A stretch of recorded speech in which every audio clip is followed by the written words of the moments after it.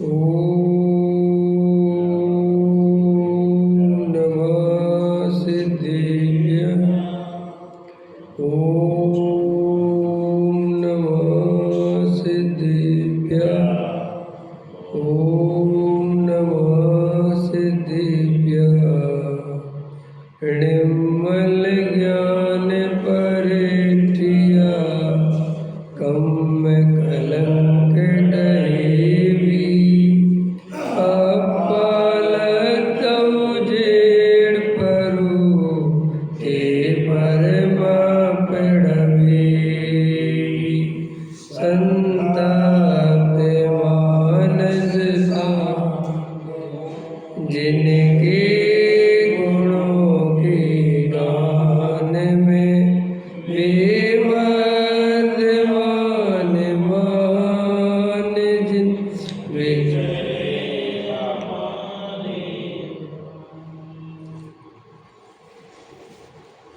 योग सार प्रवचन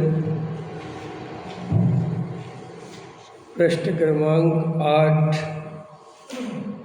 गाथा नंबर 4 जो योगेंद्र देव द्वारा रचित योग सार ग्रंथ है, उस पर पूज्य गुरुदेव श्री कांजी स्वामी ने जो प्रवचन किए हैं वो योग सार प्रवचन के नाम से छपे हैं। उसके आधार से अपन चर्चा कर रहे हैं। पृष्ठ क्रमांक 8 संयम और त्याग करता है, दिया था ना अपन ने ना भाई। तेरा आत्मा राग बिना का ही है, उसके बदले मैं राग बिना नहीं रह सकता। ये तो मूढ़ बहरातपन है। अथवा बाहर के दयादान आदि राग भाव पुण्य भाव से निश्चय धर्म प्राप्त होगा। ऐसे मानने वाले राग का त्याग करना नहीं चाहता। एक ये मान्यता भी जगत में बहुत ज़्यादा व्याप्त है, क्योंकि निमित्त नैमित्तिक संबंध है ना बहुत ज़्यादा घने। तो ऐसा ऊपर ऊपर से देखने पर ऐसा ही लगता है कि बाहर का क्रियाकांड आत्मा की प्राप्त करने में सहायता करता है। समझ में आया कि नहीं आया? अगर हम दया दान पूजा भक्ति करेंगे तो हमें निश्चय की प्राप्ति हो जाएगी, आत्मानुभव हो जाएगा। और वो ऐसी मतलब सारे जगत में इतनी जम से भ्रांति फैली हुई है कि किसी को ये समझाओ कि दया दान पूजा भक्ति में धर्म नहीं है, तो गुरुदेव श्री ये कहते हैं कि धर्म नहीं है ये तो एक बात है, धर्म के कारण भी नहीं है।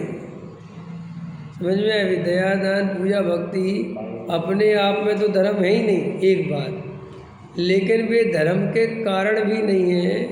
और अगर उन्हें कोई कारण मानता है तो मिथ्या दृष्टि है। माने मिथ्या दृष्टि है, माने अगर वो ऐसी मान्यता रखे कि जो दया दान पूजा भक्ति सम्यक दर्शन में सहायक है, इनसे सम्यक दर्शन हो जाएगा, आत्मा का अनुभव हो जाएगा, तो वो कहते हैं कि साहब उसको होने का नहीं। अगर ये मान्यता बनी रहेगी तो क्यों साहब, इसमें क्या बुराई है? एक द्रव्य को दूसरे द्रव्य का कर्ता मानता है अंदर से, जड़ की क्रिया से आत्मा का भला हो जाएगा, ये मान्यता है। और फिर वो अंदर अभिप्राय में दया दान पूजा भक्ति में उपादेय बुद्धि होती है फिर, क्योंकि वो उससे भला मानता है ना। तो मैं दया दान पूजा भक्ति करता हूँ, ऐसा कर्तृत्व चलता है। फिर दया दान पूजा भक्ति करने से धर्म होगा, ये मिथ्यात्व चलता है। फिर मैं धर्मात्मा हूँ क्योंकि मैं करता हूँ, और जो नहीं करता ये पापी है। तो श्री गुरु क्या कह रहे, देखो, हाँ, और मैं राग के बिना रह ही नहीं सकता, ऐसा राग के बिना भी नहीं रह सकता। भैया मैं दया दान पूजा भक्ति के बिना मुझे तो बस मज़ा ही नहीं आता, मुझे तो पूजा पाठ भक्ति चाहिए। तो राग को उपादेय भी माना, अच्छा भी माना, और मैं राग के बिना रह नहीं सकता। मैं तो दया दान पूजा भक्ति के बिना रह ही नहीं सकता भैया। तो वो राग में उसका बहुत, अरे दया दान पूजा भक्ति के बिना नहीं रह सकता, ये तो राग है ना, कसाय है, और तू तो कसाय के बिना नहीं रह सकता, तो पूरे शुद्धात्मा का स्वरूप नहीं जाना, ये कहते हैं। समझ में आया? तो देखो क्या कहते हैं, यह तो मूल बहरातपन है, अथवा बाहर के दयादान आदि राग भाव पुण्य भाव से निश्चय धर्म प्राप्त होगा। समझ में आया? ऐसा नहीं है, लेकिन बहुत सारे जगत के जीव ये मान के बैठे हैं। बहुत सारे लोगों की मान्यता है पहले अपनी परिणति तो सुधारो, है कि नहीं? पहले अपनी भूमि तो सुधारो, पहले दया दान पूजा भक्ति तो करो। है पूजा पाठ भक्ति का ठिकाना नहीं, चलिए सम्यक दर्शन प्राप्त करने, खाने पीने का ठिकाना नहीं, बड़ी आत्मा की चर्चा करते हैं। तो जगत में इस तरीके की बातें कर करके वो पुण्य को उपादेय बताने में चूकता नहीं है। वो क्रिया कांड में धर्म बुद्धि माने बिना रहता नहीं है। भाई साहब को कुर्सी दो, अरे भाई साहब की एक कुर्सी अब स्पेशल लगा दिया करो भाई, भाई साहब आते हैं आजकल। हाँ, एक कुर्सी भाई साहब की खाली रहने दिया करो। देखो क्या कहते हैं, नहीं भी आएंगे तो पता भी तो चलेगा कुर्सी खाली है। अब देखो क्या कहते हैं, वो दया दान, और ये कितने ही कहे, ये भी समझ लो, मिथ्या दृष्टि जीव कितने ही कहे कि हम दया दान पूजा भक्ति में धर्म नहीं मानते, हम दया दान पूजा भक्ति से मोक्ष मार्ग नहीं मानते, कितने ही कहे वो, और कितने ही कहे कि इसमें मेरी उपादेय बुद्धि नहीं है वो, लेकिन अंदर में वो उपादेय बुद्धि होती है वो। क्यों? क्योंकि वे मिथ्या दृष्टि के जो दया दान पूजा भक्ति हैं वे उसके आत्मा के आश्रय से वाले नहीं है, वे नकली हैं उसके, वो परंपरावादी है। जैसे अपन मान के चलो ये देवसात गुरु की पूजा भक्ति करते हैं, तो भाई साहब आत्मा का स्वरूप, आत्मा का अनुभव, आत्मा की महिमा, आत्मा की दृष्टि हुए बिना हम देव शास्त्र गुरु की सच्ची पूजा भक्ति कर ही नहीं सकते। कि नहीं साहब, हम तो सच्ची करते हैं, हम तो उनका स्वरूप समझ, उनका स्वरूप तो समझता है, लेकिन उस स्वरूप का अंदर में भावभाषा नहीं है कि ये वीतरागता का आनंद कैसा है।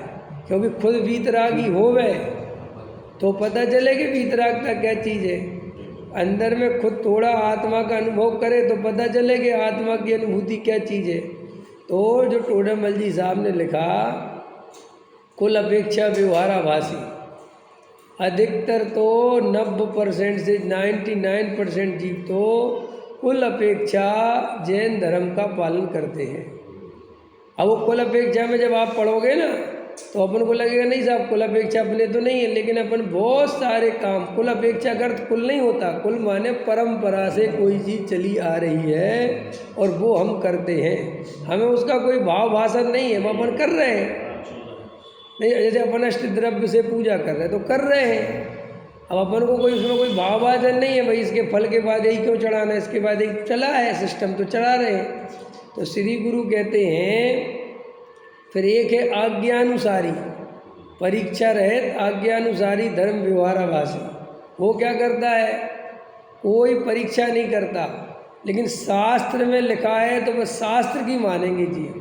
हम तो आगम में जो बात लिखी, हम तो आगम में लिखी बस, चाहे आगम में कुछ भी मिल जाए, आगम में लिखी है, आगम में लिखी, आगम में लिखी। अब आगम में लिखी है तो वो तर्क से युक्ति से कुछ बात सिद्ध तो होनी चाहिए कि आगम में लिखी है तो बस मान लो। नहीं समझ में आया? तो जैन धर्म में खाली आगम में ग्रंथ में कोई बात मिल जाने से प्रमाणिक नहीं हो जाती। क्यों? टोडामल जी साहब ने तो साफ साफ लिखा है कि आगम में भी इतने 2000 वर्षों में अनेक मिथ्या दृष्टि जीवों ने शास्त्रों की रचना करी है, अनेक।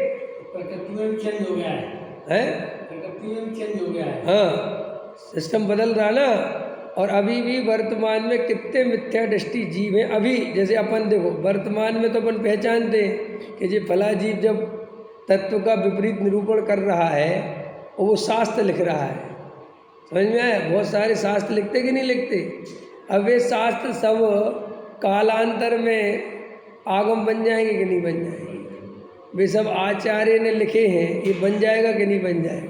और वर्तमान में अपन जानते कि ये आचार्य कैसे हैं और इनकी क्या हालत है, और वे लिख रहे हैं वे, लेकिन आगामी जो समय आएगा 100-200 में तो वो थोड़ी जानेंगे। वे तो बेचारे यही मानेंगे कि भाई शुद्ध परंपरा है। जैसे मान के चलो अपन अभी भी जो जनवाणी पढ़ते हैं, इतने आचार्यों की पढ़ते तो अपन को पता थोड़ी है कि वे आचार्य कैसे थे। अब लेकिन आगम में तो वही आगम आगम आगम, तो आचार्य कहते हैं, ज्ञानी कहते हैं आगम भी आंख बंद करके नहीं मानना है।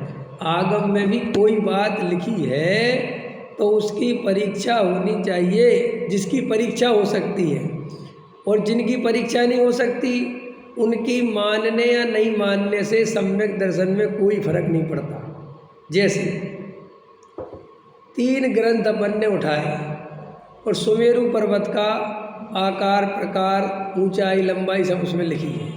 अब एक ग्रंथ में लिखी है कि सुमेरु पर्वत 99 लाख योजन का है, 99,000 योजन का है, फिर और एक में लिखा 99 लाख योजन का। अब एक जगह लाख छपा, एक जगह 1000 छपा, और उसमें लिखा कि साहब इसमें 1 लाख अंदर ज़मीन के अंदर है और ऊपर 99 लाख है। कहीं लिखा 99,000 ऊपर है, 1000 उसके अंदर पर्दी है। अब इसकी क्या परीक्षा करें? तो आचार्य कहते हैं चाहे 99 लाख मानो चाहे 1 लाख मानो, इससे तुम्हारे सम्यक दर्शन पे कोई फर्क नहीं पड़ता। लेकिन दया दान पूजा भक्ति से आत्मा का लाभ होता है। एक द्रव्य दूसरे द्रव्य का करता धरता है। दया दान पूजा भक्ति मोक्ष मार्ग, अब ये बात लिखी है, समझ में आए? तो ये आंख बंद करके नहीं मानना, ये पूरी परीक्षा करके देखो कि मोक्ष मार्ग क्या है और दया दान पूजा भक्ति क्या है। वीतरागी मार्ग ही मोक्ष मार्ग है। क्या? वीतरागता ही मोक्ष मार्ग है। दया दान पूजा भक्ति वीतरागी भाव नहीं है, राग भाव है।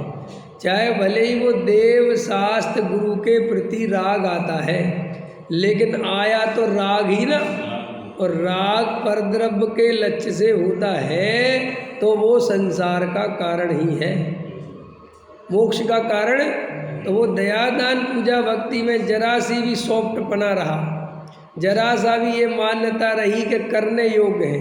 अच्छा बताओ, दया दान पूजा भक्ति करने योग्य है कि छोड़ने योग्य है?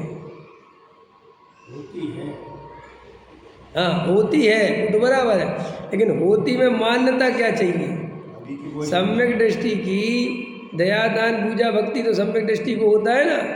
पंचम स्थानवर्ती श्रावक को 11 प्रतिमाएं होती हैं, मुनिराज को 28 मूल गुणों का पालन करने का भाव होता है, लेकिन उस भाव में रंच मात्र भी उपादेय बुद्धि। अब जो उपादेय बुद्धि का अर्थ नहीं समझते, उपादेय माने करने योग्य मानते हैं क्या? अगर वे करने योग्य माने कि करना चाहिए तो उपादेय बुद्धि। सीधी सी बात है, भूमिका के अनुसार ज्ञानी को राग आता है, लेकिन उस राग को करने योग्य नहीं मानते। वे तो परम वीतरागी होना चाहते, वे तो सदा काल के लिए अपने स्वरूप में निमग्न होना चाहते हैं। उन्हें संसार का राग, संयोग का राग तो है ही नहीं, लेकिन देव शास्त्र गुरु का राग भी उन्हें अच्छा नहीं लगता, क्योंकि उस राग में भी आकुलता है, गुलामी है, पराधीनता है, निमित्त की दृष्टि है। समझ में आया कि नहीं आया? देव शास्त्र गुरु के प्रति राग है तो वो राग है तो वो गुलामी है ना भाई, जाना पड़ेगा, करना पड़ेगा ना। अपने स्वरूप में निमग्न रहना चाहते हैं तो सम्यक दृष्टि जीव दया दान पूजा भक्ति के राग को भला नहीं मानता और उससे धर्म नहीं मानता और उसे धर्म का कारण नहीं मानता। देखो ये बात सुनने में जितनी आसान है, ये मान्यता तक पहुंचाना, श्रद्धा तक पहुंचाना बहुत कठिन है। ये तो दया दान पूजा भक्ति की तो बात छोड़ो, अभी पैसा कमाने से आता है। समझ में? अगर तुम नहीं होते तो मुझे गुस्सा नहीं आता, तुमने गुस्सा दिलवाया मेरे को, तुमने मेरा काम बिगाड़ दिया, इस आदमी के चक्कर में मेरी पूरी ज़िंदगी खराब हो गई। ये नहीं होता तो मेरी ज़िंदगी बहुत बढ़िया थी, ये मेरा बुलवाया। अब वो आचार्य कहते हैं अभी देव शास्त्र छोड़ो, अभी इसकी परीक्षा करो। अभी एक द्रव्य दूसरे द्रव्य का करता धरता नहीं है, पैसा कमाने से नहीं आता, दुकान चलाने से नहीं चलती, कोई किसी का भला बुरा नहीं कर सकता, क्रोध अपनी योग्यता से आता है। ये सब बोलता तो है, लेकिन जब वो प्रैक्टिकली कोई चीज़ सामने आती है तो मेरे दुख का कारण मैं नहीं हूँ। अच्छा बताओ, हम जितने भी दुखी हैं वर्तमान में, चाहे आप हो, चाहे मैं हूँ, चाहे कोई भी हो, हमारे दुख का कारण मैं स्वयं हूँ, ये दिखाई देता है कि मेरे दुख का कारण परद्रव्य है, ये दिखाई देता है। बोलो क्या लगता है आप? मानता फानता छोड़ो, अभी आप तो सीधा ये बताओ, सीधा गणित पूछा, हम वर्तमान में जितने दुखी हैं, इस दुख का कारण मैं स्वयं हूँ, ये दिखाई देता है कि दुख का कारण परद्रव्य, ये दिखाई देता है। अगर मुझे ये दिखाई दे जाए कि मैं स्वयं हूँ तो उसका काम हो गया। हाँ, तो अब देखो भैया, इसका थोड़ा प्रैक्टिकल करो। ऐसा लगता है कि ये शरीर दुख का कारण है, इस शरीर में रोग है ना, अरे हमारा ये शरीर बहुत बेकार है, ये घुटने काम नहीं करते, पेट में बहुत तकलीफ रहती है, खाना नहीं पचता, समझ में आया? क्या करें? हमारे दुख का कारण क्या माना? शरीर। ये शरीर में मोह है, इस शरीर में रहना मेरा ही अपराध है, शरीर तो पुद्गल द्रव्य है, ये तो मेरे से भिन्न द्रव्य है, इस बेचारे का क्या लेना देना, मैं दुख तो अपनी कसाय से है मेरे को, समझ में आया? वहाँ दृष्टि नहीं जाती। और स्थूल चलो तो मेरे बच्चे दुख के कारण हैं, ये मेरी सुनते नहीं, मैंने भैया इतना किया इन बच्चों को, लेकिन सब बेकार निकले, तो देखो करता भी आया किया, और ये मेरी सुनते नहीं, इसलिए मैं दुखी हूँ। बोलो कितना कितना। मोदी जी कहते हैं डबल इंजन की सरकार काम करती है, यहाँ तो ट्रिपल इंजन लगा है, समझ में आया? नौकरम, द्रव्यकरम, भावकरम है, सब कुछ अपना मानता है, सब कुछ। ये संसार सब दुख देते मुझे, सब दुख देते, मैं क्या करूं, मेरी कोई सुनता है, समाज वाले दुख देते हैं, समझ में आया? और कोई नहीं दिखेगा, न समाज वाले दिख रहे, न कोई संजो, तो कहता कर्म दुख देते हैं। समझ में आया कि नहीं आया? जैसे ऐसा पहले तो निमित्त खोजता है, जैसे अपन पूछे कोई आदमी कैसे मर गया, तो पहले तो निमित्त खोजता है, एक्सीडेंट हो गया क्या, तो किसी ने कहा एक्सीडेंट से मर गया, वो तो ट्रक के नीचे आके मर गया। आजकल ये ट्रक वाले जो है दारू पी के चलाते हैं भैया, मर गया बेचारा, तो पहले तो निमित्त खोजता है। फिर कोई कहे ना ट्रक वाले से मरा, ना कोई मरा, वो तो घर में ही मर गया, तो भैया हार्ट फेल हो गया होगा। नहीं, हार्ट फेल भी नहीं हुआ, हार्ट भी सही है, तो फिर मर कैसे गया? अब कुछ मिला ही नहीं रहा कि मर कैसे गया, तो कहता आयु कर्म पूरा हो गया तो मर गया। समझ में आया कि नहीं आया? मतलब वो कहीं ना कहीं खोज खाज के, और वो किसी पे आरोप डाल के बस खत्म। हम 24 घंटे अपनी योग्यता, वर्तमान की पर्याय की जैसी योग्यता है, वो वैसा परिणमन हो रहा है। मेरे दुख का कारण कोई परद्रव्य नहीं है, मैं स्वयं ही इस पर्याय में तन्मय होकर अपने को शरीर वाला, राग वाला, संयोग वाला, कसाय वाला मानता हूँ, और अपने को भेद ज्ञान करके द्रव्य दृष्टि नहीं करता, द्रव्य कर्म, भाव कर्म, नौ कर्म से भिन्न ज्ञायक नहीं देखता। मेरे दुख का कारण तो ये है, यहाँ दुख का कारण लगे तो पुरुषार्थ यहाँ करे, लेकिन अपने को दुख का कारण परद्रव्य, संयोग, ये रंग राग दिखाई देते हैं, तो वो सारी चेतना वहाँ पसर जाती है। हमारा दुख तो 1 सेकंड में मिट जाए।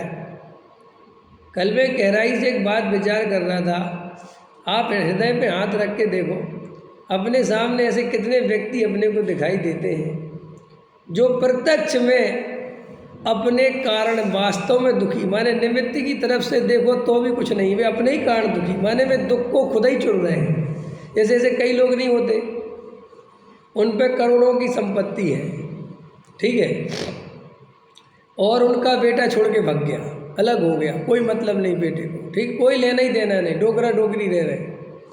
अब वे जो डोगरा डोगरी रह रहे, जो रह रहे हैं, माँ बाप रह रहे हैं, वे वास्तव में बेटा भी चला गया और अच्छे हाथ पे ना, बढ़िया पैसा है, बढ़िया फर्स्ट क्लास, वो बेटे को संपत्ति देने की जगह जी मोह देखना।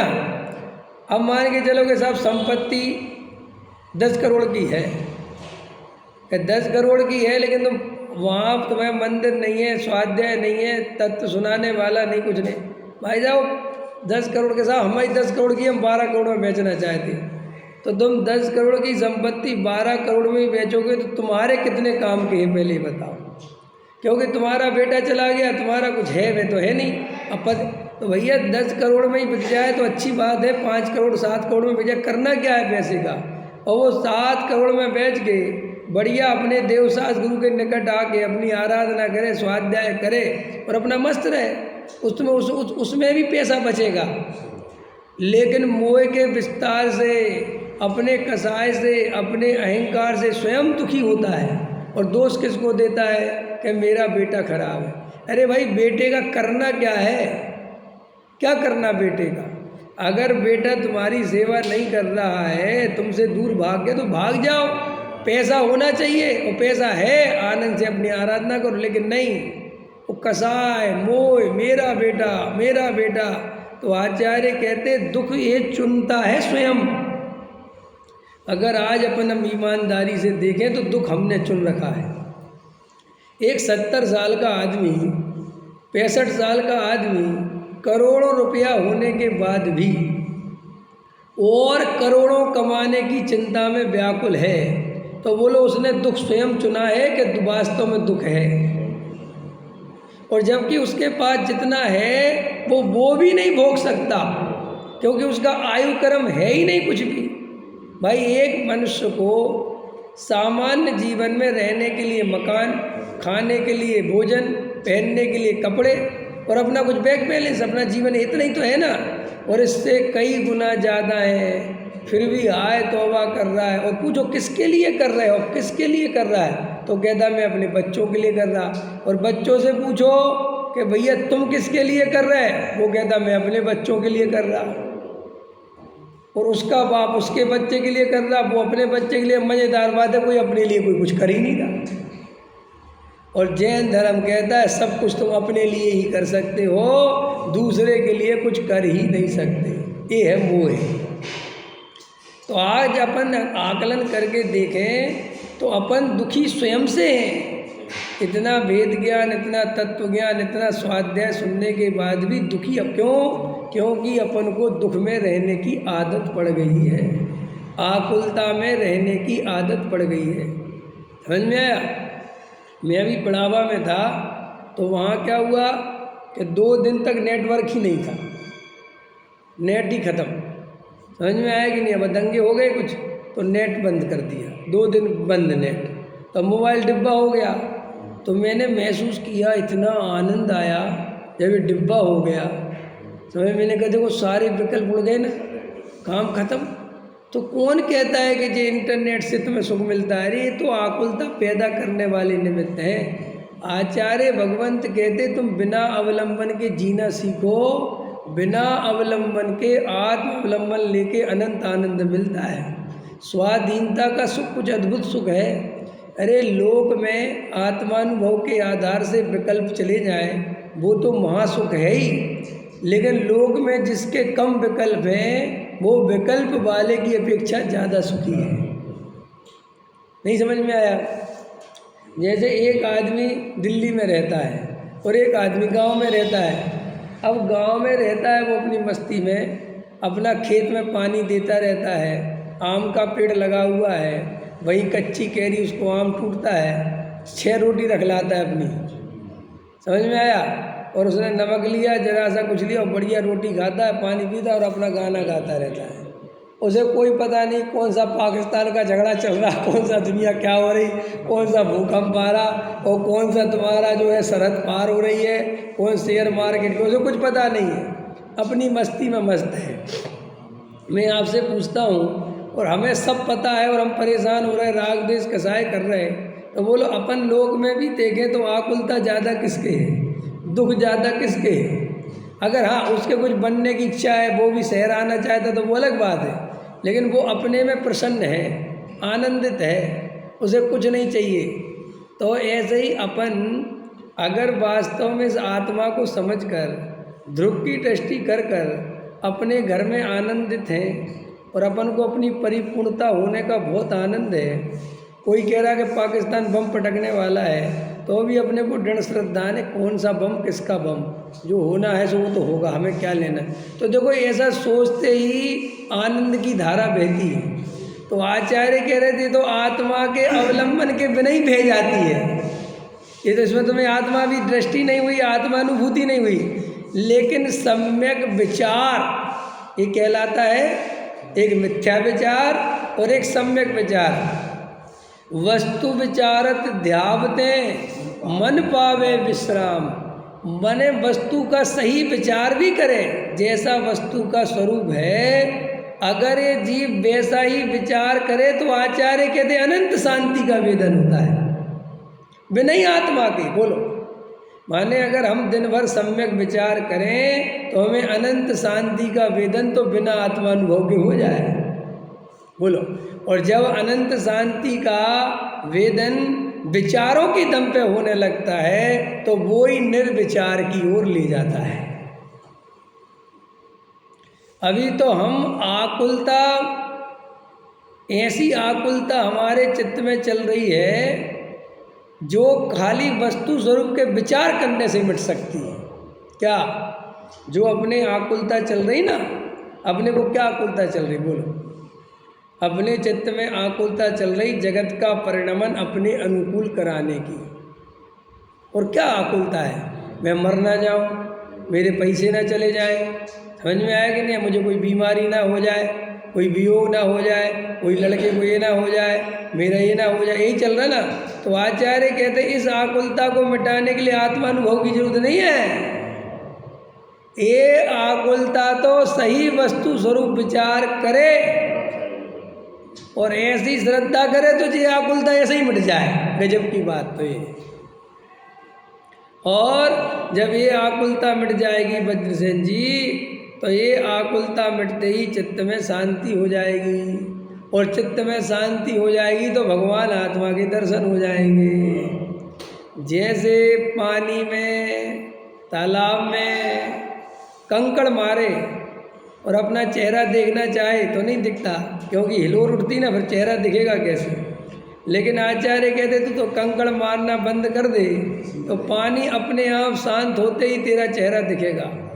ऐसे ही आत्मा में पर द्रव्य के लक्ष्य से, संयोगों के लक्ष्य से, अज्ञानता से अनंत आकुलता पैदा हो रही है, और उस अनंत आकुलता के पैदा होने से वह भगवान आत्मा वहीं मौजूद होने पर भी, वहीं दिखाई देने पर भी दिखाई नहीं देता और कहता है कि आत्मानुभूति नहीं होती।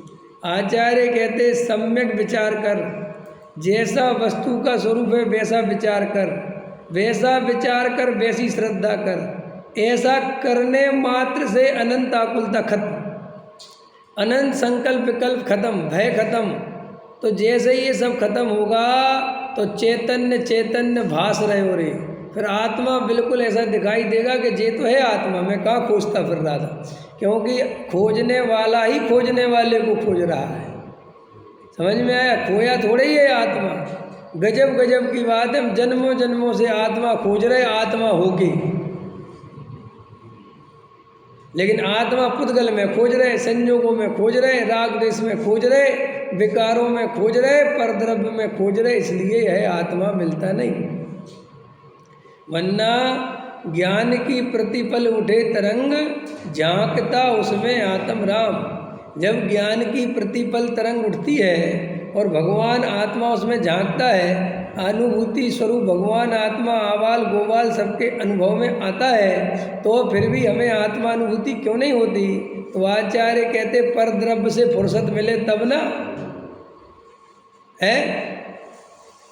पर द्रव्य से फुर्सत समझ गए? रात और दिन राग देश के गलीच खाना में बैठा रहता है, ये कर लूँ, ये हटा दूँ, ये बना लूँ, ये कर लूँ, पैसा मिल जाए तो मज़ा आ जाए, उससे पैसा आना है, ये घर बनाना, ये मकान बनाना, ये मंदिर बनाना, ये संयोग हरे रे ये, और फिर कहता है मैं आत्मा दिखाई नहीं देता। और आचार्य मज़ेदार बात कहते हैं कि एक भी तेरे विकल्प से परद्रव्य में, संयोग में कुछ भी फेरफार नहीं होता, लेकिन निमित्त नैमित्तिक संबंध ऐसा है कि दिखता ऐसा है कि फेरफार हो गया।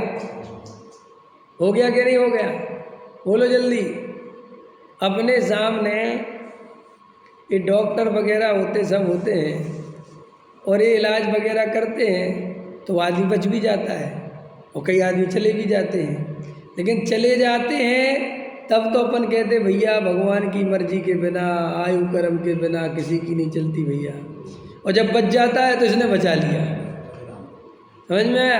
अरे जब बचा है तो भी अपनी योग्यता से बचा है, और गया तो भी अपनी योग्यता से गया। ये दृष्टि आवे तो अनंत आकुलता मिटती है। तो देखो अपन को अनंत आकुलता मिटाने का उपाय पता चल गया कि नहीं पता चल गया? बोलो, चल गया। अब फिर भी नहीं मिटाते तो इसका कारण क्या है? आचार्य कहते आकुलता में मजा आता है। डॉक्टर साहब एक घटना सुनाते थे आकुलता को समझाने के लिए। दो आदमी थे पड़ोसी, और ज़मीन पर उनका विवाद था। गांव की बात थी, पुराने ज़माने की। तो केस हो गया। अब केस हो गया तो भाई कोर्ट में तारीख तो एक ही लगेगी ना, है? तो एक ही तारीख पे दोनों पहुंचेंगे ना क्या? तो गाड़ी से जाना होता था, और गांव में एक ही गाड़ी, एक ही ट्रेन। सो भैया पहुँचे स्टेशन पे, सो छोटे से स्टेशन, सो वहाँ साथ में दिखे, और कोई उस दिन जाने वाला नहीं। अब जाने वाले दोनों केस करने के 200 के, तो दोनों बैठे। अब जाके चढ़े भी एक ही साथ, समझ में आया? और सीट पे भी बैठे, और केस चले वहाँ जाके। सो 2-4 बार तो ऐसे चुपचाप चले गए, लेकिन बोले बिना बनती तो नहीं। तो फिर बोलने भी लगे कि अब तुमने केस कर रखा, सो कोई बात नहीं, चलो और चाय पियोगे? समझ में आया? तो भैया वो चाय पानी होने लगा, और केस चलता रहे। ऐसा डॉक्टर साहब बहुत अच्छे सुनाते थे। तो वहाँ जब उतरे वो तहसीली में या कचहरी में जहाँ पे, सो वहाँ से भैया रिक्शा करके भी साथ में जावे। अब भैया किसी के पास 10 रुपये खुले नहीं है तो उनने दे दी, ऐसे बहुत ज़्यादा। और फिर वहाँ जाके अब कई बार 2 बजे है भाई सुनवाई, तो बेचारे 11 बजे पहुँच गए। गाँव के आदमी अब बैठे हैं वहीं, तो वहीं समोसा खा रहे, चाय पी रहे, रोटी निकाल ली अपनी अपनी खा रहे भैया। तो ऐसे करते करते उनमें आपस में बड़ा प्रेम, बड़ा अच्छा। अब ऐसा हर हफ्ते हर महीने अपनी कोर्ट कचहरी लगे और अपनी आ जावे। तो वो केस चला 30 साल तक। कितने साल तक? 30। और 30 साल बाद वो कोर्ट में केस जो है राजीनामा हो गया, बात खत्म हो गई। बोले आज से तुम्हें आने की जरूरत नहीं है। तो डॉक्टर साहब कहते दोनों लौटते आए तो कह रहे यार ये तो खत्म ही हो गया यार। तो बोले खुशी नहीं? अरे बोले मज़ा आता था यार, आते थे जाते थे। मजा कि अब तो यार कैसे ही खत्म हो गया। तो डॉक्टर साहब बताते इस जीव को ऐसे आकुलता में रहने की इतनी आदत पड़ गई, जैसे मान के चलो जो तुम नेतागिरी कर लो, जो समाज की नेतागिरी होती ना, या पंडित्याई कर लो, या जो भी है, या जो भी मतलब ऐसा है जिसमें ये सब लोगों से मिलना जुलना ज़्यादा होने लगता है ना? मीटिंगें होने लगती हैं, इससे मिलो उससे मिलो, इससे मिलो उससे मिलो। तो एक समय ऐसा आता है कि अभी 20 साल कर लेता है नेतागिरी। अब एक समय ऐसा आता है कि वो नेतागिरी तो छूटेगी, वो पंडित्याई तो छूटेगी, तो गारंटी है। तो श्री गुरु कहते हैं इसको इतना रस आता है उस आकुलता में जी। पहले कहता था अरे हम तो थक गए भैया, जा के थक गए जी, सब जगह के लोग बुलाते हैं, कहाँ जाएं कहाँ ना जाएं, हमें तो कोई ना बुलाए तो बहुत अच्छा रहेगा। और जैसे ही लोग बुलाना बंद कर देते हैं तो फ़ोन कर के कहता है तुम हमें बुला नहीं रहे। एक अभी बहुत बड़े विद्वान का मेरे पास फ़ोन आया, 87 साल की उम्र हो गई उनकी। तो कहने लगे विवेक जी जय जिनेन्द्र। मैंने कहा जय हिंद बाबू जी। कहने लगे आप कहाँ जाते हो? मैंने कहा कोई नहीं, आ जाता है। अरे बोले साहब हमें भी ले चला करो, अब हमें समाज वाले बुलाते ही नहीं, हमारा भी नाम बोल दिया करो। हमने कहा बाबू जी इतनी उम्र होगी पंडित साहब, क्या करना आपको, आत्मा का कल्याण करो। अरे वो तो बोले उसमें कोई दिक्कत है क्या? अभी देखो उसने उस आदमी ने 50 साल लगा दिए, लेकिन वो व्यसन व्यसन जो है इसके बारे में बहुत गहराई समझना चाहिए। अपन लोग व्यसन का अर्थ नहीं समझते। अपन जे जुआ आमिष मदरादारी आखिर टेक चोरी पर नारी ये व्यसन दुखदाई, अपन जे साथ व्यसन ही व्यसन समझते हैं। भाई साहब हर वो आदत जो तुम्हें गुलाम बनाती है वो व्यसन है। ये पंडितियाई भी व्यसन है, ये सेठियाई भी व्यसन है। समझ में आया? जिसके बिना तुम तड़पने लगो मछली जैसे। समझ आए? जो कई लोगों को दान देने की आदत पड़ जाती है, लिखो 51,000 लिखो 21,000 लिखो, अब आदत पड़ गई, 20 साल तक चल रहा है। अब बाद में पता चला कि पैसा नहीं बचा, तो आदमी कर्जा लेके लिखवावे अथवा कार्यक्रम में जाना बंद कर देवे, क्योंकि उसको वे लोग तो कहेंगे आपका तो बड़ा नाम है। अब ये तो कह नहीं सकता कि मेरे पास पैसे नहीं बचे, समझ में आया? तो वो तो मान प्रतिष्ठा की बात है। तो आकुलता में जलता रहता है, कसाय में जलता रहता है। ये किसकी कहानी सुना रहा हूँ मैं? आत्मा समझने वाले की। जिसने आत्मा समझा है, स्वाध्याय में बैठा है, उसकी कहानी है। तो जिस बेचारे ने आत्मा नहीं समझा है, अभी इंदौर में वन मैन शो चल रहा कि नहीं, अकेला करा रहा वो कितना बड़ा कार्यक्रम, तो लोगों के मुंह में पानी आ रहा कि यार ये आदमी तो बड़ा गजब का है। बोलो सारे जगत में ऐसे कुछ नहीं, ये सब अंदर आकुलताएं भरी पड़ी। लेकिन आकुलता में जीने की इतनी आदत पड़ गई कि आकुलता का काम नहीं मिले तो मछली जैसा तड़पड़ावे। जैसे शराबी को शराब पीने से सुख कुछ भी नहीं मिलता, लेकिन व्यसन इतना पड़ गया कि शराब पीने नहीं मिले तो मछली की तरह तड़पड़ाता, मछली से भी ज़्यादा।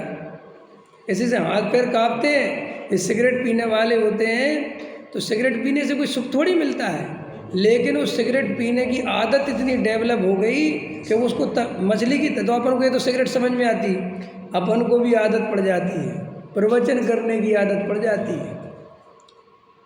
और प्रवचन करने नहीं मिले ना तो बेचैनी लगे, आकुलता लगे। आप कहोगे ये सब संसार के व्यसन है, ये सब कई अपने यहाँ पे भी होते कि नहीं। अभी पंडित तो नहीं है, लेकिन अंदर से उनके बवाल तो मचता है, क्योंकि शास्त्र पढ़ लिए, थोड़े सीख साख लिया, तो कोई नहीं मिलेगा तो दो चारों को घेर लेंगे बेचारे, बुला बनू गया हुआ, उनकी हेल्प करेंगे कुछ कि लो लो पैसा भी लो, लेकिन हमारी सुनो तुम, समझ में आया, ताकि जी हमारे अंडर में रहे, और फिर उसको बैठ के सुनाते रहेंगे। तो आचार्य कहते हैं इस जीव को पता नहीं चलता। देखो मिथ्यात इतनी आसानी से इसलिए नहीं जाता, हम जिन्हें बहुत बड़ा काम समझ रहे हैं ना, ये पंडित्याई, पूजा पाठ, भक्ति, ये स्वाध्याय, ये पढ़ना लिखना, आचार्य कहते हैं गहराई से देखो कहीं ये व्यसन तो नहीं बन गए। हाँ, मतलब अगर ये व्यसन है तो आचार्य कहते तुम सम्यक दृष्टि नहीं हो, समझ लो खतरनाक बात है। क्या बात करते वो? कहते वो हर चीज जिसके बिना तुम नहीं रह पाओ। देखो यहाँ लिखा ना गुरुदेव श्री ने, देखो देखो देखो ये अर्थ निकलेगा इसमें से, भाई तेरा आत्मा राग बिना का ही है, उसके बदले में राग बिना नहीं रह सकता। समझ में आया? तो मूड बहरात बना है। लो निकालो, नहीं लिखा मैं प्रवचन के बिना नहीं रह सकता, वो कह रहा मूड बहरात बना है, क्योंकि तो राग है, और तू तो इसके बिना रह नहीं सकता। मैं समाज सेवा के बिना नहीं रह सकता, क्या कह रहा है? मैं दयादान पूजा भक्ति करे बिना नहीं रह सकता, तो वो कह रहे सब मूड बना है, ये सब ये व्यसन लग गया तेरे को। इसलिए कोई भी आदत इतनी डेवलप नहीं होनी चाहिए कि जो आदत हमारे लिए गुलाम बना दे, चाहे वो अच्छी आदत ही क्यों ना मानी जाती हो। देखो तुमने मंदिर की ऐसी आदत डेवलप कर ली कि बस मंदिर मंदिर मंदिर, अब कल के दिन बीमार पड़ गए। मैं तो कितने लोगों को जानता हूँ, देखता हूँ, मिलता हूँ, बूढ़ी बूढ़ी अम्माओं से, उनके पास जाओ तो उन्हें भगवान आत्मा याद नहीं आता, उन्हें ये याद नहीं आता कि पंडित जी हमें आत्मा की दृष्टि करा दो, हमने इतना तत्व, ये नहीं आता। पता क्या बोलती है? पंडित जी हमारा मंदिर छूट गया, पंडित जी भगवान के दर्शन नहीं होते, 5 साल हो गए पंडित जी पड़े रहते हैं। मैंने कहा तो भगवान तुम्हारे अंदर है, तुम स्वयं भगवान। अरे वो तो ठीक है, लेकिन इस भगवान आत्मा का अनुभव नहीं हुआ, इस तरफ दृष्टि नहीं गई। 50 साल मंदिर की सीढ़ियाँ चढ़ चढ़ के घिस डाली, समझ में आया? भगवान की प्रक्षाल पूजा पाठ करके भगवान घिस घिस डाले, समझ में आया? लेकिन भगवान आत्मा का दर्शन नहीं हुआ, आत्मानुभूति नहीं हुई, और वो भगवान घिसने की आदत ऐसी डेवलप हो गई कि वो भगवान घिसने नहीं मिले तो उसको लगता है धर्म नहीं हो सकता। ये कई लोग होते ना कपड़ाधारी, भगवान को कितनी साफ सुथरा कर दो लेकिन उनकी आत्मा को शांति नहीं मिलती। वे पहले निकालेंगे कपड़ा, फिर वे 10 बार करेंगे, और वे सोचते कि हमसे बढ़िया, और कई कई तो कह देते आप जितना अच्छे से मार्जन करते हो ना, इतना बढ़िया कोई नहीं। बस चढ़ जा बेटा सूली पे, भला करे भगवान। बेहोश पड़ा है, होश तो कुछ है नहीं। हाँ, वो एक बूंद नहीं रह जानी चाहिए, एक बूंद नहीं रह जानी चाहिए। तेरे आत्मा में मिथ्यात्व रह गया, उसकी खबर है।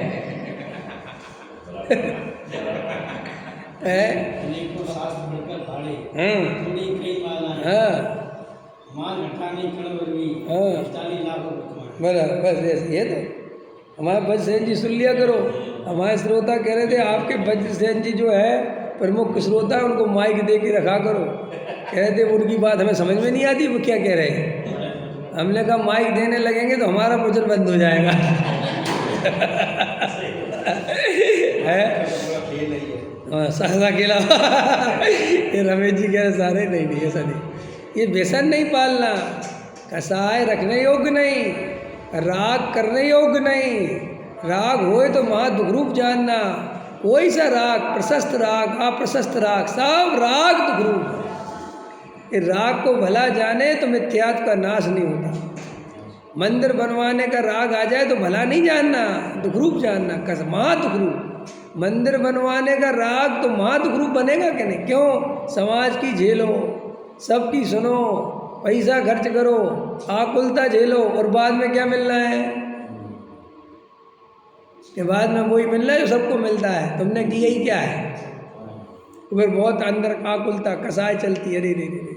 श्री गुरु कहते ऐसा कोई काम ही मत करो, अपने बेटे से ऐसा मोह मत करो कि कल के दिन वो तुम्हें धोखा दे। धोखा दे माने जैसा संसार का स्वरूप है, तो तुम पड़े पड़े दुख रोते रहो, अरे रे मैंने इस बेटे के लिए कुछ इतना करो ही मत कि बाद में रोना पड़े।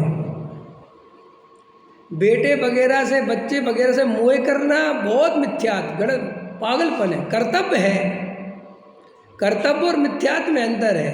भाई हमारा बेटा है, ठीक है, संयोग है, व्यवस्था है, गृहस्थ जीवन है, बाल बच्चे होते हैं, पढ़ाई लिखाई होती है, लेकिन हमारा तुमसे वास्तविक कोई संबंध नहीं है।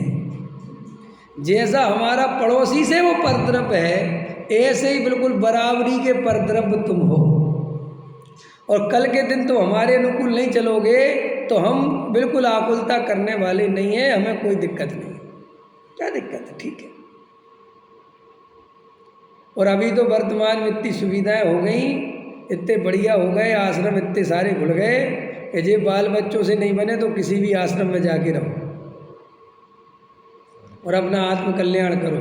कहीं चक्कर में फंसने की जरूरत नहीं, कोई दम नहीं। साब इज्जत बेइज्जती अनंत भाव चले गए जी, इज्जत और बेइज्जती के चक्कर में कितने भाव, और जे भाव भी चला जाएगा।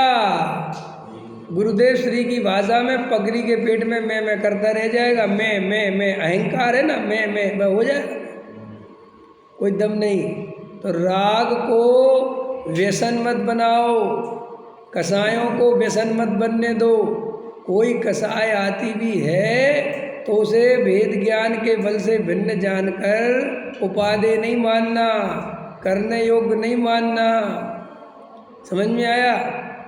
अरे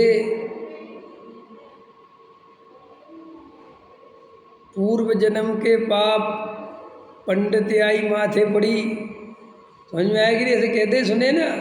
और तुम तो भाग्य से पंडित नहीं हो, तो जबरदस्ती पंडित बनने की क्यों सोचते हो? नहीं समझ में आया? अरे क्या करना, श्रोता बन के आत्मा का लाभ लो।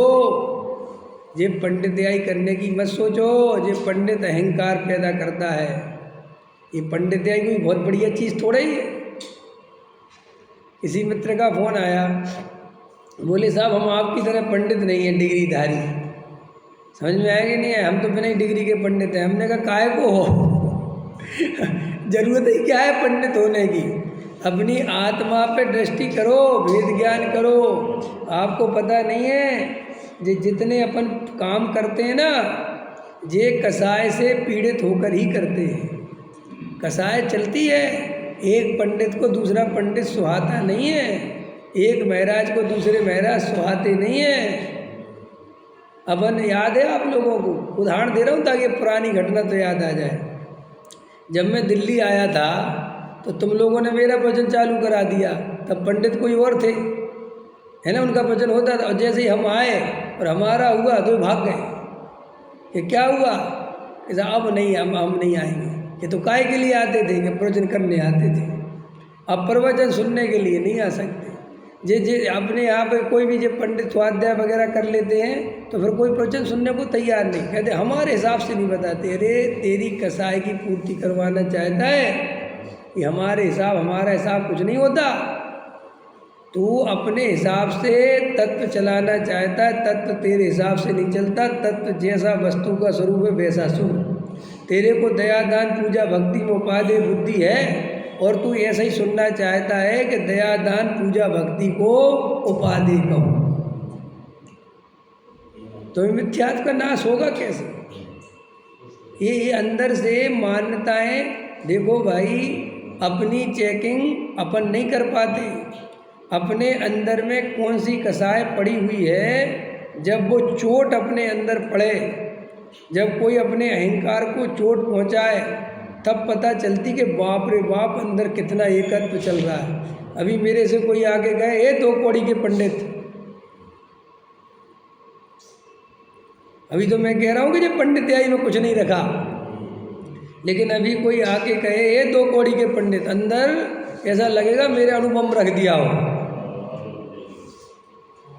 ये तो मैं अपनी बता रहा हूँ, ये अंदर भैया उपादेय बुद्धि जन्मों जन्मों से है। ये बोलना बहुत आसान है, पर्याय दृष्टि छोड़ो, ये जरा सी बात। अभी मैं बोलूँ ना, तुमने कुछ नहीं किया, तुमने कोई दान नहीं दिया, ये भैया अंदर आग लगती है। अपन कोई संस्था में जाओ और अपन को वहाँ कोई पूछे नहीं तो सब भूल जाते हैं 1 मिनट में। भाई साहब इधर आओ, क्या है, मैंने 51,000 लिखवाए, मेरे को यहाँ कोई पूछ ही नहीं रहा। देखो 1 मिनट में कहाँ जीव की दशा। आचार्य कहते, अरे तुम जिन मुनिराजों की भक्ति करते हो, जिन सम्यक दृष्टि ज्ञानियों की भक्ति करते हो, उनकी अंदर में परिणति, उनका अभिप्राय देखो तो पता चलता है कि पर्याय दृष्टि छोड़ना कितना मुश्किल है। ये राग जो लिख रहे हैं ना गुरुदेव श्री, राग के बिना नहीं रह सकता। अपन को लगता है ठीक है, अरे इसका विस्तार करके देखो, अपन आकुलता के बिना नहीं रह सकते, कसाय के बिना नहीं रह सकते। कसाय करने नहीं मिले तो ऐसी घर में तड़पण होती है कि कसाय करने नहीं मिल रहा कुछ भी। ये महंतपना पोषने में इतना मज़ा आता है, इतना मज़ा आता है कि पूछो मत। श्रोता लेट हो सकता है, पंडित जी लेट नहीं हो सकते। हाँ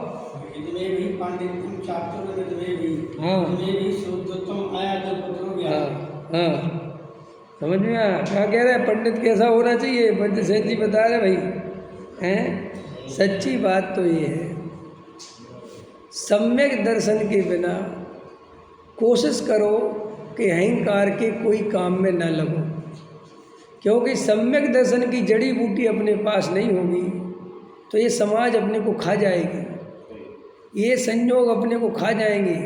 इसलिए पहले नंबर पर आचार्य कहते हैं, तुम कैसे भी करके इस भाव में सम्यक दर्शन की प्राप्ति करो, आत्मा का अनुभव करो, ज़्यादा मत उलझो, समाज में संयोगों में मत उलझो भाई। कि क्यों कि एक बार उलझ गए, एक बार ये चस्का लग गया, समझ में आया? मैं तो कितने लोगों को देखता हूँ, आत्मा की बात गद्दी पे बैठ के करते हैं और उस आत्मा के प्रति खुद गंभीर नहीं है। मैं कई दफ़े कई लोगों से पूछता हूँ कि आप एकांत में तत्व विचार करते हो? जो अपन आत्मा की बात सुनाते हो, ऐसा खुद विचार करते हो? तो कहते विचार करने की फुर्सत ही कहाँ है, सुनाने से मिले तो फुर्सत। ये कहते हैं मेरे से। ये कभी एक पंडित जी हैं, वे इतने ज़्यादा व्यस्त हैं। हमने उनसे एक दिन कहा, हमने कहा आप इतने व्यस्त रहते हो, आप अपने लिए तत्व विचार आदि के लिए, स्वयं के लिए समय क्यों निकाल? तो बोलते उसी में कर लेता हूँ मैं। समझ में आया? किसमें? नेतागिरी में। हमने कहा उसमें तो अनंत आकुलता होती है, इतने काम समाज दे रखी होती है, कैसे करते होगे? अरे बोले सब चलता रहता है। सच्ची बात तो ये है कि ये पुजने में, पुजवाने में इतना रंग राग में इतना मज़ा आ जाता है कि आत्मा तो एक तरफ रखा रह जाता है। अभी अपने लोग पैर छूने लगे ना, इतना सुख मिलता है पैर छुलवाने में आत्मा को पूछो मत। आपको लगता होगा बहुत मजाक, अभी तुम लोग 50 आदमी है ना, और यहाँ के पैर छूने लगो, मैं भाई साहब 12 बजे इसी आसन में बैठा रहूँगा, हिलूँगा भी नहीं, इतना सुख मिलता आत्मा में पैर छुलवाने से। अहंकार भरा कूट कूट के, अरबों रुपये का दान दे सकता है आदमी अहंकार के लिए। कितनों का? अरबों रुपए का दान, अरबों रुपए का। बस शर्त है कि उसके अहंकार को तुम बढ़ावा दो, उसकी पूजा करवाओ तो बस दे देगा। अगर उसके अहंकार को नहीं दोगे और कहो गुप्त दान में दे दो, तो 10 रुपये गुप्त दान देना करता है कि कोई नहीं जानता ये पैसा किसी को क्या पता। तो आचार्य कहते रंग राग छोड़ना ही नहीं चाहता, ये दया दान पूजा भक्ति से धर्म मानता ही मानता है। अंदर में कितने ही कोशिश करे कि नहीं साहब मैं नहीं मानता, मैं नहीं मानता, जैसे ही वो बाहर में मौका पड़ने पर सब दिखाई देता है कि अंदर कुछ भी नहीं गया।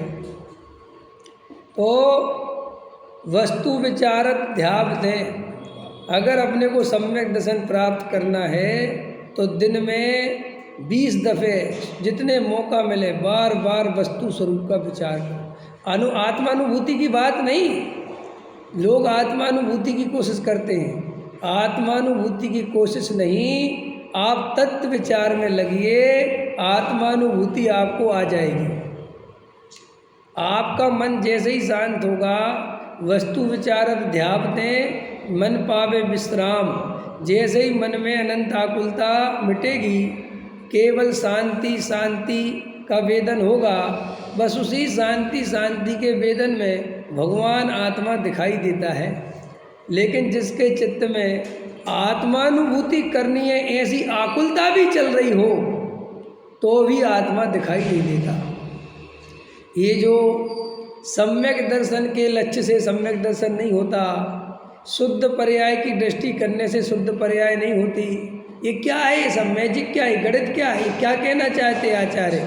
आचार्य कहते हैं कि अगर तू शुद्ध पर्याय को उपादेय मानेगा तो वो शुद्ध पर्याय के लक्ष्य से वहाँ उसको देखने की कोशिश करेगा, और वो जो त्रिकाली ध्रुव भगवान आत्मा है वो तेरी अनुभूति में कभी नहीं आ पाएगा। जो परिणामों में उपादेय बुद्धि, परिणाम अच्छे परिणाम बुरे, परिणाम अच्छे परिणाम बुरे, ऐसी उपादेय बुद्धि रखेगा, उसे आत्मानुभूति क्यों नहीं हो सकती? क्योंकि वो कभी अपरिणामी गायक को नहीं देखेगा, वो उन परिणामों में ही अपना थर्मामीटर लगा के रखेगा। ये परिणाम बिगड़ गए, अब परिणाम अच्छे हो गए, ये परिणाम तो बहुत खोटे हैं, अरे काय के कैसे कैसे परिणाम। बस वो परिणाम परिणाम परिणाम का ही रोना रोता रहेगा, और फल तो परिणामों का मिलता है। शास्त्र में से क्या पढ़ लेता है? सो भाई साहब, अभिप्राय का एक नाम परिणाम है। क्या अभिप्राय कोई अलग चीज है? नहीं, अभिप्राय भी एक परिणाम है। कैसा अभिप्राय एक परिणाम है? मिथ्यात्व भी तो एक परिणाम है। परिणाम माने पर्याय, नहीं समझ में? खाली चारित्र राग देश कसाय के परिणाम परिणाम है, ये अकेली बात नहीं है। अभिप्राय में जो विपरीतता है वो भी परिणाम है। इसलिए टोडरमल जी साहब, परिणाम बिगड़ने का भय रखना, तो लोगों ने क्या किया, ये चारित्र मोह के परिणाम को ही परिणाम समझ लिया, वो दर्शन मोह को समझा ही नहीं। और जबकि दर्शन मोह के रहते चारित्र मोह कभी किसी का सुधरता ही नहीं। और ये काय को सुधारना चाहता है? चाहे वो काय से सुधारना चाहता है? काय से सुधारना चाहता है रमेश जी? हाँ, अब तुम आगे लाइन पे, दया दान व्रत भक्ति से, कुएं के पानी से। कुएं का पानी पिएंगे छान छान तो परिणाम सुधरेंगे। कौन से परिणाम सुधरेंगे? पानी छानने के परिणाम हो जाएंगे, समझ में आया? वो छानेगा, सोचता है कि परिणाम सुधर गए। अरे जैन धर्म की गहराई कोई समझता ही नहीं। अंदर में ये क्रिया कांड को धर्म मानना तो मिथ्यात्व है, और इससे लाभ मानना मिथ्यात्व है। ये अंदर में सबको बहुत बुरा लगता है। भैया बुरा लगने की बात नहीं है। कल मैंने बात चली थी ना कि स्वच्छंदता नहीं सहजता आनी चाहिए जीवन में। लेकिन ये अलग बात है कि तुम सहजता को स्वच्छंदता समझते हो। है तो स्वच्छंदता नहीं सहजता, लेकिन आदत है ना क्रिया खींच खींच के करने की, परेशान होने की, शरीर को कष्ट देने की, जबरदस्ती व्रतशील संयम करने की, सो उसे समझता है धर्म। और कोई खींच खांच बंद कर दे, सहज हो जाए, सो उसे समझता है स्वच्छंदी।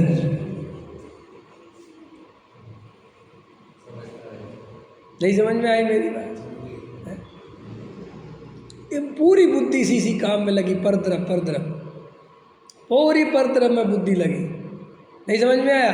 वो क्रिया भी पूरी करनी है और परेशान भी पूरा होना है। कैसा हम कुएं के पानी की सामग्री से धोते हैं, वो कैसा हमें अब हम कहीं जाएंगे तो सामग्री 3 दिन की धो के रख लो, 4 दिन की धो के रह, बिना ही सामग्री के कर लो ना पूजा। नहीं समझ में आया? जहाँ देखो क्रिया के बारे में तो क्या समझना भैया, ये बाहरी क्रियाएं तो ऐसी हैं। पहले नंबर पर तो जैन धर्म कहता है कि जो क्रिया जिस द्रव्य क्षेत्र काल भाव में निर्दोष पलती हो, पहले तो उसी द्रव्य क्षेत्र काल भाव में ही रहना चाहिए। और तुम्हें साफ साफ दिख रहा है कि वहाँ के द्रव्य क्षेत्र काल भाव में ये क्रिया पलने की नहीं, और तुम जा रहे हो, तो बताओ क्रिया में दोष लगाओगे कि नहीं लगाओगे? और क्रिया के दोष अकेले की बात नहीं है, खुद के भी परिणाम बिगाड़ोगे और साथ में रहने वालों को परेशान करोगे अलग। समझ में आया? जैन धर्म अवैज्ञानिक दर्शन नहीं है।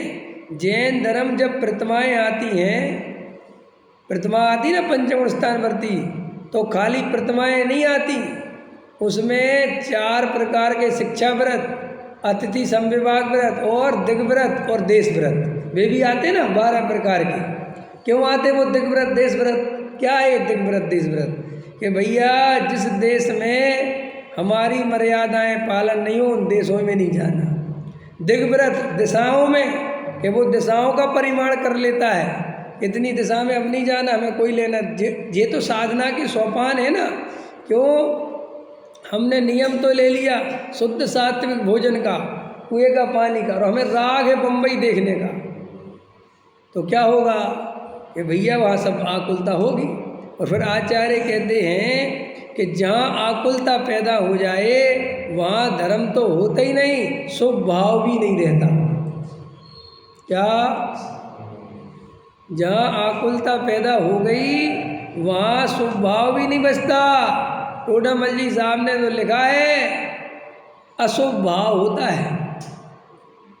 क्रिया की खींच करने में अपने शरीर को कष्ट देने से कोई शुभ भाव नहीं होता, लेकिन अंदर जो परिणति में आकुलता चली उससे अशुभ भाव का ही बंद होता है। आकुलता चली कि नहीं चली? समझ में आया? तो देखो क्या कहते, मैं राग बिना नहीं रह सकता, यह तो मूढ़ बहरातपन है, अथवा बाहर के दया दान आदि राग भाव पुण्य भाव से निश्चय धर्म प्राप्त होगा। बोलो, ऐसा मानने वाला राग का त्याग ही नहीं करना चाहता। बोलो, समझ में आया? यह मिथ्या दर्शन से मूर्छित जीव सुख को प्राप्त नहीं करता। समझ में आया? बस ये बात करते हैं गुरुदेव, इसलिए बहुत सारे लोगों को गुरुदेव अच्छे नहीं लगते। यही तो चक्कर है। अगर इसकी जगह गुरुदेव कहते तू जो दया दान पूजा भक्ति करता है वे बहुत अच्छी चीज़ है, ये तो व्यवहार मोक्ष मार्ग है और इनको कर, इससे निश्चय मोक्ष मार्ग प्राप्त होता है और ये तो श्रावक को करना ही चाहिए, ये तो बहुत भली चीज़ है, तो बस फिर गुरुदेव भले हो जाते।